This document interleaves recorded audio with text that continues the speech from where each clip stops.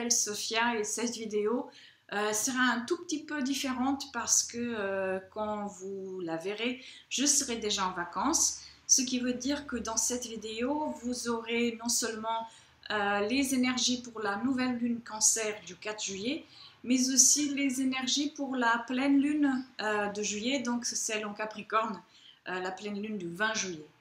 Et puis ensuite, dans le courant du mois, si vous souhaitez revenir directement écouter à nouveau les énergies de la pleine lune, il suffira juste de cliquer sur le lien que je vais laisser ici en barre d'infos et vous serez directement dirigé à la minute près où je commence à parler de la pleine lune.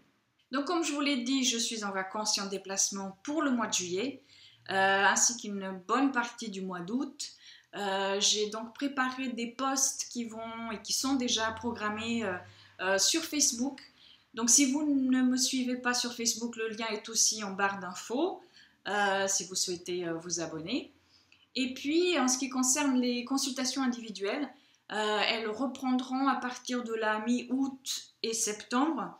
Mais je suis déjà en train de remplir mon agenda. Donc si vous souhaitez une consultation pour cette période-là, n'oubliez pas de prendre le rendez-vous dans le courant du mois de juillet. Le mode de prise de rendez-vous n'a pas changé.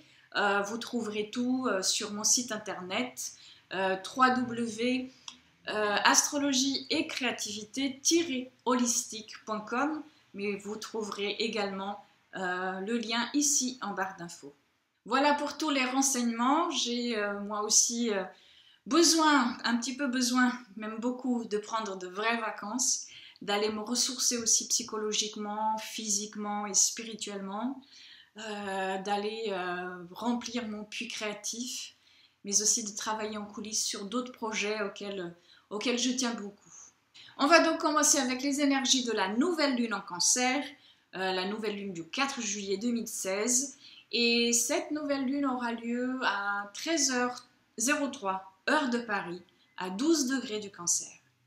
Donc elle sera plus fortement ressentie bien sûr par les signes cardinaux de la fin du premier et tout début du deuxième décan, surtout. Et puis bien sûr tout d'abord Cancer et Capricorne, mais aussi Bélier et Balance. Et aussi si vous avez des astres ou des points personnels comme la lune ou l'ascendant entre 10 et 14 degrés de ces mêmes signes. La nouvelle lune signale toujours la fin d'un cycle et le commencement d'un autre, mais dans le noir, dans le vague, dans l'inconnu. Rien n'est encore établi. Il faut apprendre à marcher à tâtons et à accepter que l'on va faire des erreurs ou que tout ce qui commence maintenant n'aboutira pas forcément.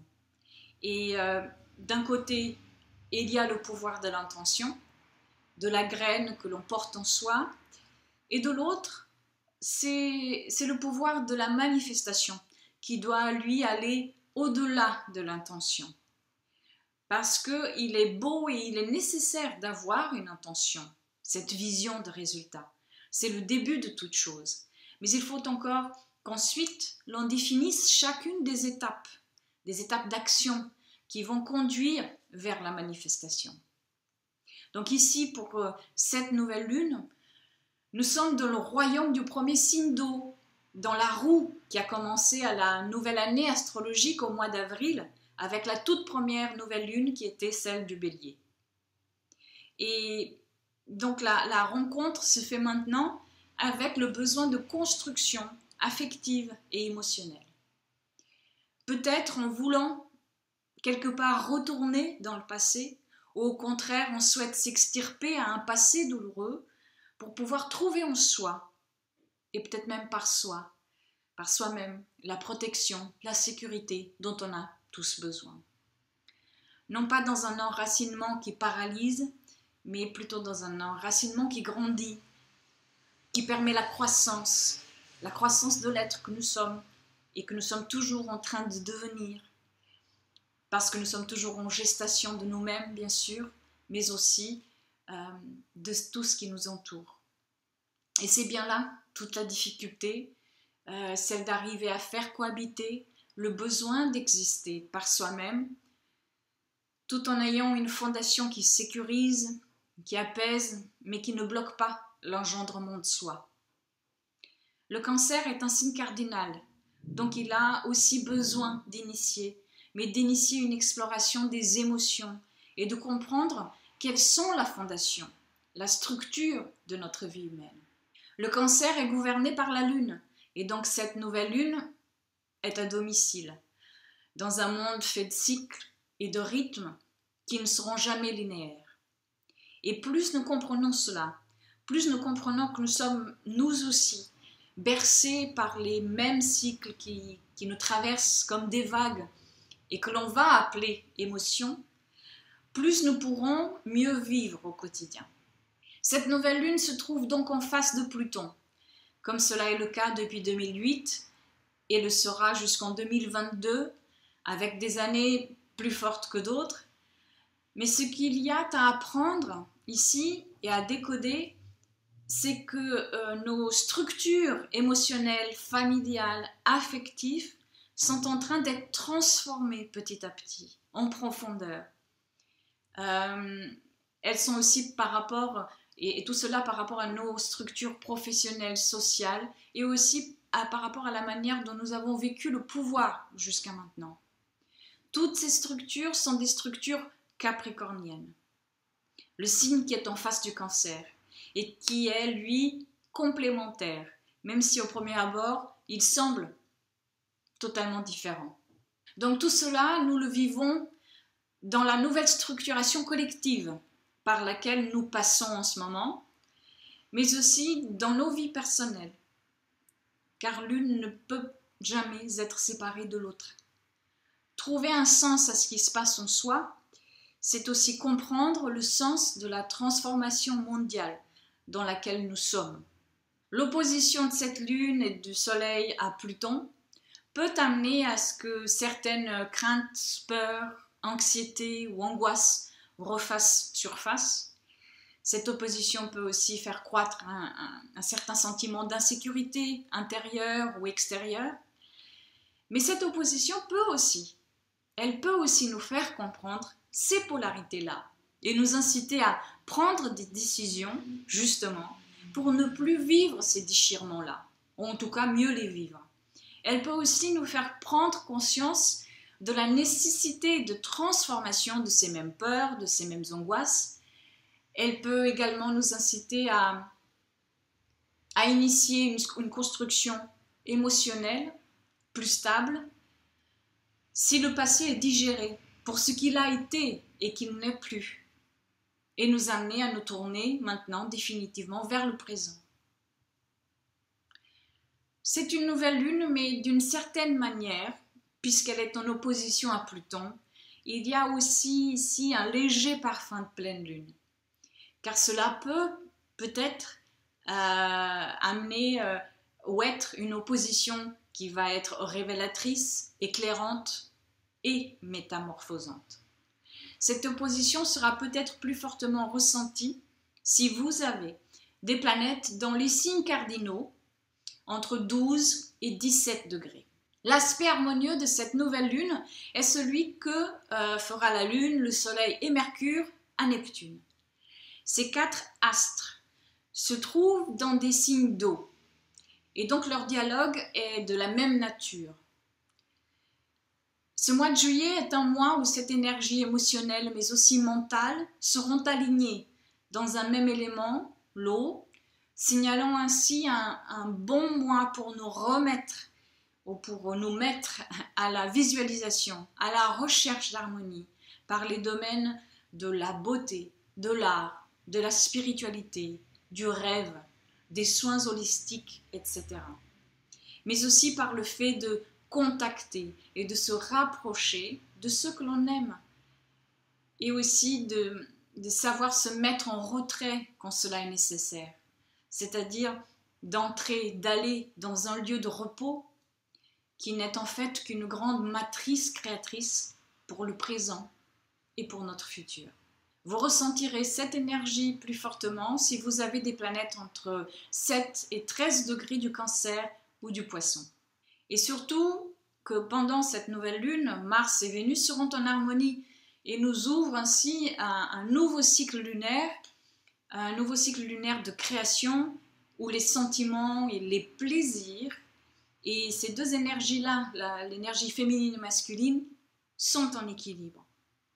Ce qui peut nous amener à mieux naviguer dans les eaux émotionnelles du moment et à apprécier ce que la vie a de bon et de beau à nous offrir.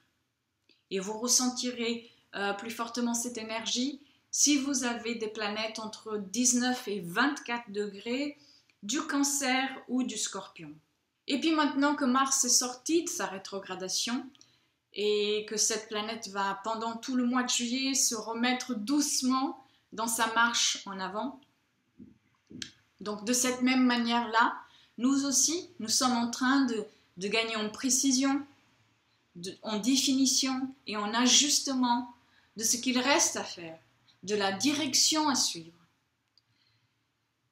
Certains d'entre nous ont compris que la gestion des émotions joue un rôle central dans la manière dont nous vivons et dont nous agissons au quotidien.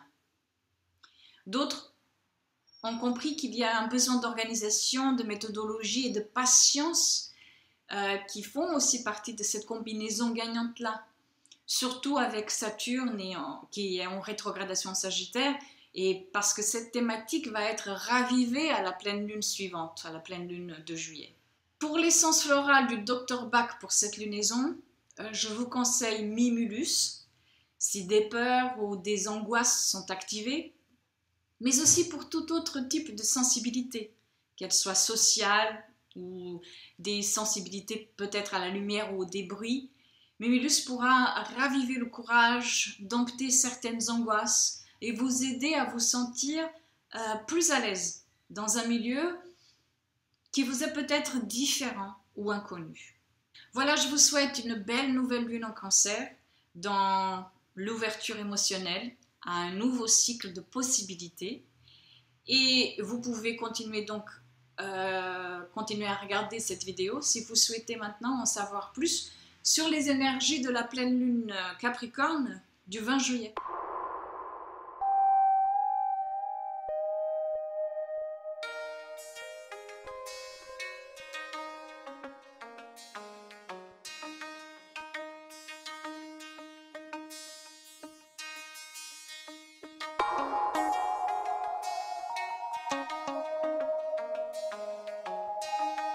La pleine lune ce mois-ci aura lieu le 20 juillet à minuit 59 heure de Paris, à 27 degrés du signe du Capricorne. Elle sera plus fortement ressentie par les signes cardinaux de la fin du 3e décan, surtout le Cancer et le Capricorne, et puis le Bélier et la Balance. Mais aussi si vous avez des astres ou points personnels, comme la Lune, l'ascendant, le milieu du ciel par exemple, à partir de 26 degrés jusqu'à la fin de ces mêmes signes. Cette pleine lune est en dialogue avec Mars et Uranus, à partir d'un lieu énergétique de recherche de structuration, c'est-à-dire celle de la Terre en Capricorne. C'est une pleine lune qui incite et invite à regarder la réalité de ce qui aura été commencé ou pensé ou décidé avec la nouvelle lune début juillet. Dans un autre cycle aussi, plus large, cette pleine lune est un moment de culmination ou de remise en question de ce qui a été, pareil, commencé, pensé depuis janvier de cette même année. Maintenant que Mars va commencer à avancer, cette pleine lune pourra être un moment de compréhension de la nécessité de mettre en place un système, un plan, une discipline, une organisation, ou encore de devoir prendre plus de responsabilités ou de devoir fournir un effort supplémentaire pour que manifestation puisse se faire. Et c'est peut-être aussi la prise de conscience de ce qui est véritablement possible. La compréhension peut-être aussi de certaines limites, parce que cette pleine lune est une énergie de terre. Et la Terre demande maintenant à ce que le tangible ne soit pas oublié. Pour certains d'entre nous, peut-être qu'il va falloir commencer maintenant à mettre de l'ordre autour de soi. Pour d'autres, à dépasser une certaine tendance à la procrastination ou à l'apitoiement de soi. Avec l'énergie de terre, tout se passe dans le ici et maintenant. Le corps ressent et nous parle aussi. Saturne est la planète de cette pleine lune. Et cette planète sera dans un dialogue harmonieux à Mercure et Vénus, qui sont maintenant dans le signe du Lion. Mais tous sont dans le même élément, le feu.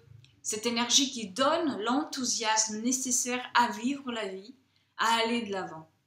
Et donc l'attitude réaliste de Saturne est ici en harmonie avec une énergie d'ouverture du cœur, une énergie de foi en la vie.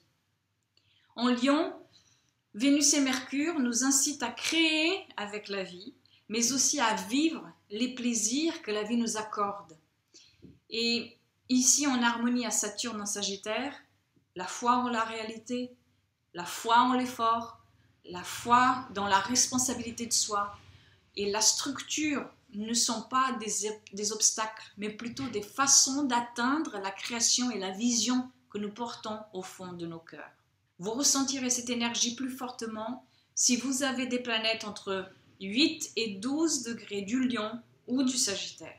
Le Soleil et la Lune dialoguent dans des conversations de possibilités avec Mars, appuyant encore plus cette même idée de construction quand on décide de ne plus nous laisser arrêter par un passé douloureux, par une peur stagnante ou par un rêve qui a dû subir des transformations et ne plus être exactement comme il était au départ.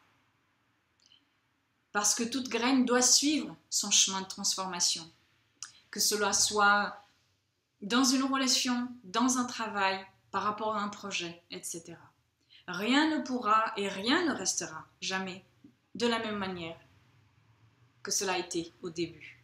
Cette pleine lune dans un signe de terre nous incite à créer un contexte qui soutienne ce qui a été et est encore en train d'être ramené à la surface par les rétrogradations de Mars et de Saturne.